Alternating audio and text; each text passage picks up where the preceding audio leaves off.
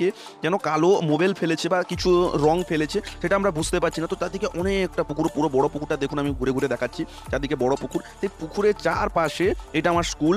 এইটা আমার স্কুলটাকে দেখেছেন আপনারা অনেকে। তো এই স্কুলটা দেখুন, পরে একটা ব্লগে আমি দেখিয়ে দেবো আমার পুরো স্কুলটা।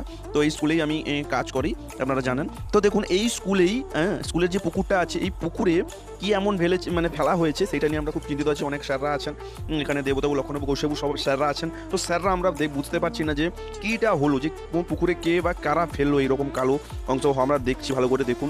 এটা যে দেখছি না, দেখুন এত পরে যে হলো আমাদের পুকুর থেকে এরকম হয়ে গেল, হওয়ার পরে আমরা কনফিউজ হয়ে গেলাম যে আমরা কি করব না পুকুরটাকে কি করব। আমাদের পুকুরে তো থাকতে হবে, জলটাকে তো দূষণ হয়ে গেছে, এটাকে তো বাঁচাতে হবে।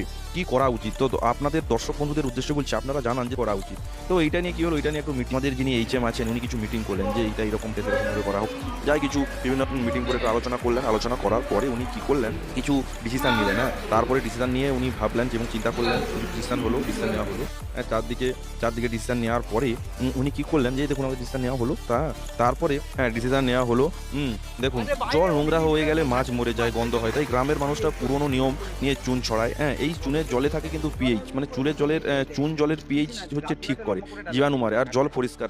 দেখুন জল নোংরা যদি হয়ে গেছে তাহলে মাছ কিন্তু মরে যাবে, মাছ মরে গেলে গন্ধ হবে। কিন্তু তাই দেখবেন আগেকার দিনে গ্রামে যখন পুকুরের যেরকম মাছ যখন মারা যেত, তাহলে বা জল নোংরা হয়ে গেলে তারা কি করতো না, তখন তারা চুন ছড়াতো। তো ঠিক সেই রকম ভাবে যে এই দেখবেন চুন কিন্তু এই যে চুন জলের পিএইচ ঠিক করে এবং জীবাণু মারে আর জল পরিষ্কার রাখে। মানে এটা পুকুরের জন্য ডেটল আর সাবান দুটোই। তাই জন্য স্কুল আমরা সবাই ঠিক করা হলো যে পুকুরে অনেক পরিমাণ চুন দেওয়া হবে। আমি দেখাচ্ছি, দেখুন সব চুন দেওয়া হচ্ছে।